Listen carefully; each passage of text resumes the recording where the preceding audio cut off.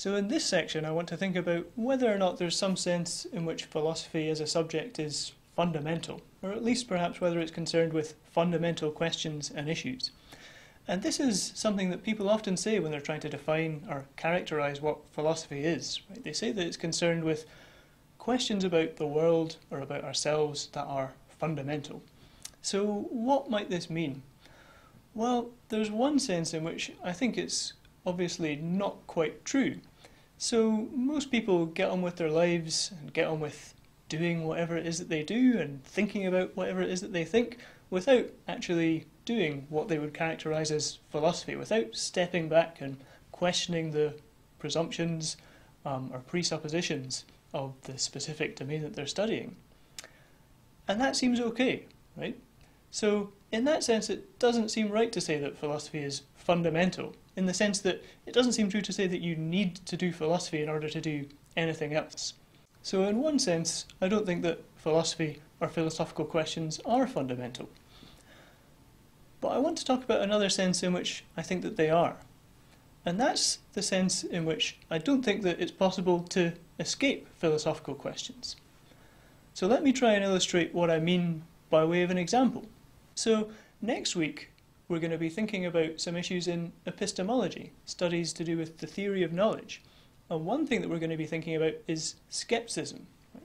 So this is a sort of stereotypical philosophical concern, asking skeptical questions about whether or not I can really know that, for example, this jumper exists.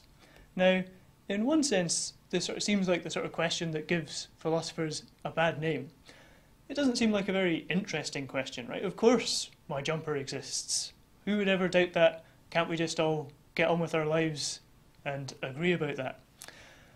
But then that's not exactly the question that the epistemologist or the person who's thinking about skepticism is interested in. They want to know not whether or not it exists, but they want to know how we know that the table exists. And what they're interested in doing when they're asking about that question is working out what it is to know something, right? So what is this capacity that we have to be in touch with the world, to get things right about the world or get things wrong about it? That's what the epistemologist is trying to find out about. Now, perhaps you don't think that this sounds like a very important question, and that might be fine, and you might be right in that. But then, what do you think is an important question?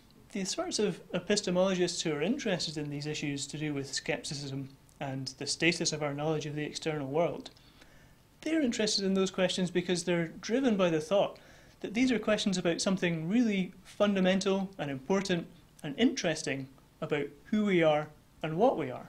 They think that this capacity that we have to know things about the world, to get things right about the world, and then sometimes get things wrong about the world, is really important for understanding what's distinctive about us as human beings. Now, if you don't think that's right, then the question arises, well, what should we put in place of that capacity to know the world?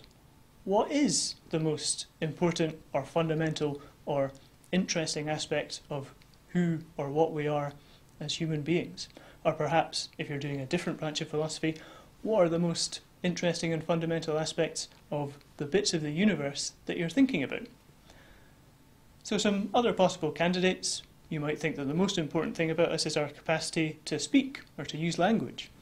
You might think that it's our capacity to make art or to feel deep and complex emotions like love. So you might think that we should focus on any of these things rather than focusing on our capacity to know things about the world. Okay, you might think that those are better questions to ask. Now, note that if you do think this, right, if you do disagree with the epistemologist that these are really the important questions to be asking, then what you've done is you've taken a philosophical stand, okay? You've suggested that we should think in a different way about this issue of the features of our lives or of the world that are the most interesting or the most important for us to understand. So you think that to get a clear picture of what's most important or most interesting about us, or perhaps about the world, we need to be asking different questions than the epistemologist or the skeptic is asking. Now, as soon as you try and say why this is, as soon as you try and articulate your alternative view of what you think is really important, what you think the really important questions are, then you're doing philosophy. Okay. That's because you've engaged in this activity of trying to work out what the right way to think about a given topic is. In this case, you're trying to work out what the right way to think about the best questions to ask if we're trying to arrive at an understanding of what's most important about ourselves or our relationship to the world. And so this does get us to a sense, I think, in which philosophy and philosophical questions are fundamental. They're fundamental in that sense that I mentioned earlier, that you can't escape from them. So if you want to know whether you or anybody else should take your feeling that some philosopher is asking the wrong question seriously, then you need to articulate it. You need to argue for it. You need to give reasons for it, even if that's only to yourself. And in doing that, I'm suggesting that you're engaging in philosophical activity. So the choice is just between accepting on faith that some topic or question is or is not the right thing to be caring or thinking about, or doing some philosophy and trying to articulate your reasons for your acceptance. Now, of course, everybody agrees that you can't spend all your time questioning everything. We have to get on with our lives. But the questions, and the questions about the questions that we've been considering, are always there. And so that's the sense in which I want to say that philosophy is fundamental, and philosophical questions and inquiry are fundamental. I said earlier that philosophy was importantly an activity, and now we're in a position to understand that claim a bit better. The way of thinking about philosophy that we're arriving at means that the questions and the activity of questioning can often be more important than the answers that we come up with. So here's the philosopher Barry Stroud on this topic. He says, "Often the worst thing to do with what looks like a real philosophical question is to answer it. It can get in the way of a fuller understanding of what the problem really is and where it comes from." And so as we've just seen when we've been thinking about the epistemologists' or the skeptics' questions, sometimes the right attitude towards some philosophical questions might be to try and articulate why you don't think they're the right questions to be asking. Here's Richard Rorty on this same topic, and the sense in which philosophy is fundamental in the way we've been considering. He says, "The one sort of question that can never get a definite answer is a question that asks about itself. It's precisely reflection on the adequacy of questions, rather than answers, that has determined the history of philosophy." Now, I think this is exactly right, and it accounts for another distinctive feature of philosophy that I think it's perhaps useful to focus on. It's hard to make progress in philosophy, and it's not straightforward to know what progress consists in. So here's a great quote by one of my favourite philosophers, Iris Murdoch, expressing this point.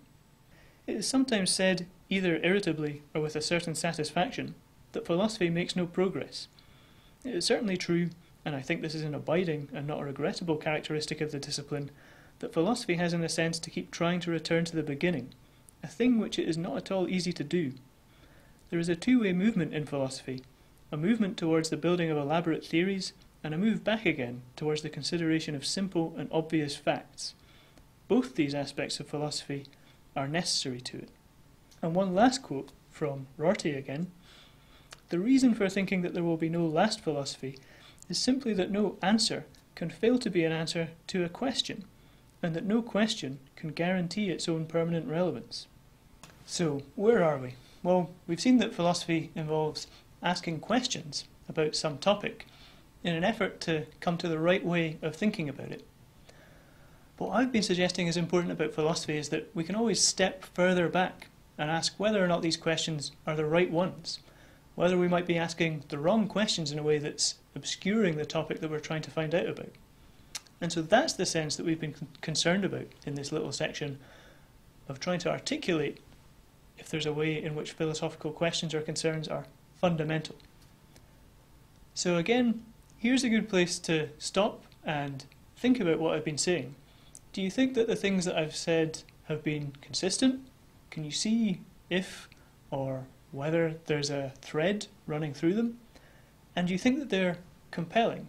Do you think that I've been getting things right about this issue of whether or not philosophical inquiry is fundamental? Now, there's an additional topic that I think it's interesting to think about here as well.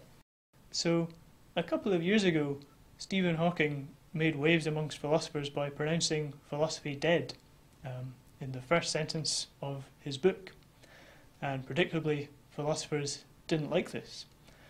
So, based on what I've been saying in this last section, can you think of how philosophers would respond to that claim by Stephen Hawking?